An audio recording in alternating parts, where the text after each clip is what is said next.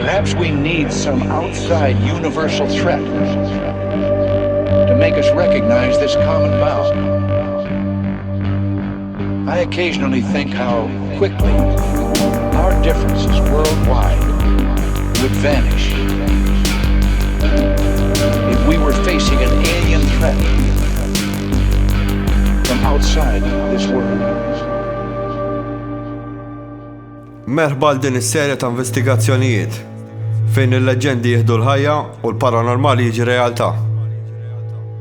Fl-investigazzjoni tal-lum ħan iddiskutu il-fenomenu tad-dawl.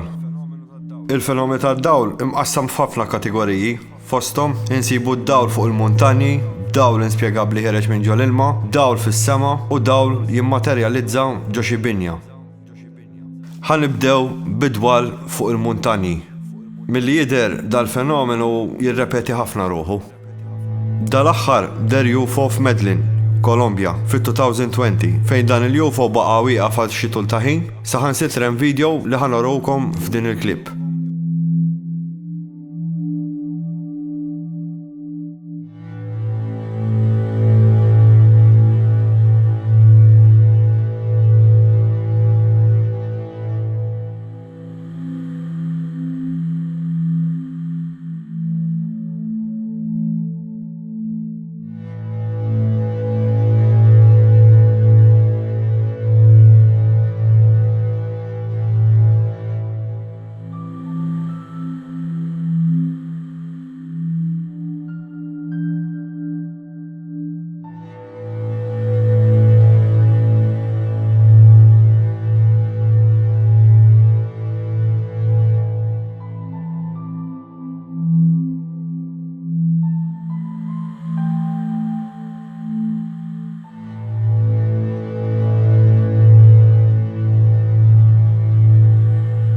Saru diversi investigazzjonijiet fuq muntanji dwar dwal jew UFOs.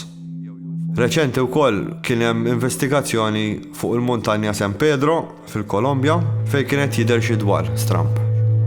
Dal-fenomenu tad-dawl issibu kullum kien. Hawn Malta għandna leġġenda, il-leġġenda tas-Salvatur ġewwa Għawdex. Il-leġġenda tgħid li esperjenzat 3 jiem ta' dlam fejn fl-aħħar ġurnata der xi dwar fuq l-għolja tas-Salvatur. Minn hemm l-hemm in-nies bdew jorganizzaw pellegrinaġġ u jorganizzaw xi talb fejn dal-fenomenu rrepeta xi darbtej jew 3 oħra.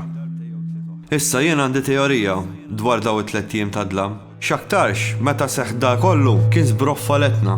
Allura Għawdex esperjenzat dawk it-3 jiem ta' dlam bħal madna kemm esperjenzajna reċentament fejn l-ajruplani kellhom jifqu jtiru ħabba tħaħen meta żbroffaletna.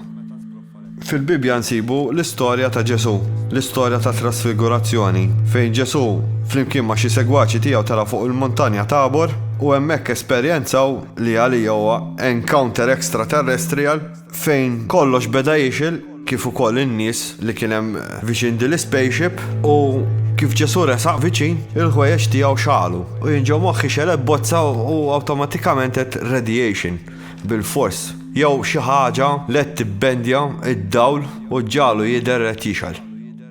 Bħalma ngħid jiena dejjem u hawnhekk ħadd tinstema' l-ewwel darba, il-fenomenu m'għandux immaġinazzjoni u dejjem repetittiv. Fejn San Pietru iddeskriva li ra lil Mosè u lil Elija.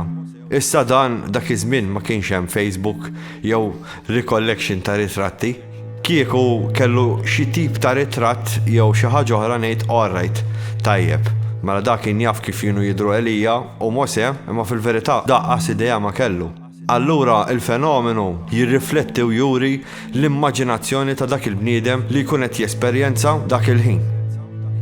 Biex inkomplu mal-leġenda tas-Salvatur ukoll, wara li diskutejt diversi drabi ma' ħabiba tiegħi Mirjana minn Għawdex, skoprejt li fuq l-għolja tas-Salvatur jista' jkun hemm xi crystals.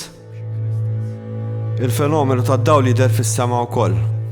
Il-fenomenu ta' dwal fis-sema huwa repetittiv ukoll fejn daqqa jidhru 3, daqqa jidhru formations. Fi żmien il-gwerra kienu jsejħulhom Foo Fighters għax kienu jimxu b'mod stramp daqs li kieku l-pilota li kienet isuqhom miġnun. Għaw Malta kienaw diversi rapporti ta' dwal fis-sema inspjegabbli fosthom srib ta' dwal bħal men fuq gazzetti, clippings ta' gazzetti li ħanuru f'din is-serje. U kif ukoll hemm xi filmati jidhru fuq YouTube li ntieħdu għaw Malta stess. Il-fenomenu tad-dawl istess bla immaġinazzjoni, repetittiv u dejjem ikun isegwi dak li forsi jimmaġina l-bniedem. Voldieri stilla miexja bħal dik tal-miliet.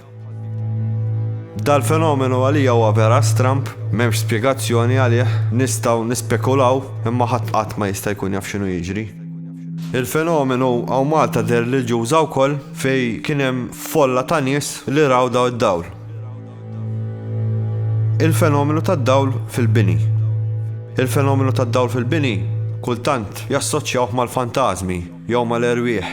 Imma fil-verità, il-fenomenu tal-orbs huwa ħafna differenti milli kif jispjegaw fantażmi u erwieħ.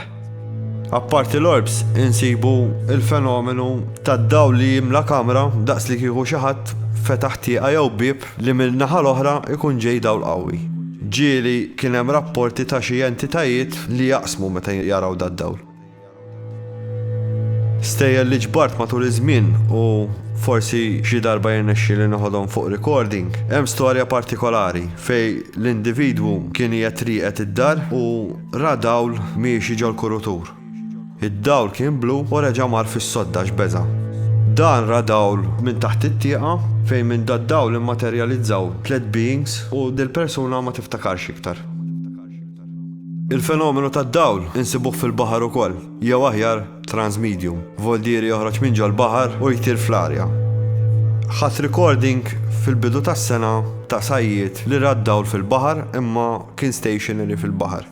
Però jiena fit-2009 esperjenzajt xi ħaġa l-Kalkara fejn rajt orb ħirġa minn ġol baħar għal ġol arja u reċentament skoprejt li l-Esplora għandhom l-aqwa video ta' xi ħaġa paranormali fejn din l-orb daħlet ġol Esplora fetħet tieqa u daħlet ġol Esplora.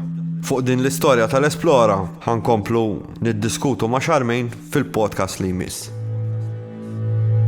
Aħna ħan ikkonkludu għaw jekk intkom għad kelkom xi esperjenza ta' dwal inħeġġiġkom tikkuntattjawna fuq il-links li ħanħallulkom. Grazzi u għalli jmiss.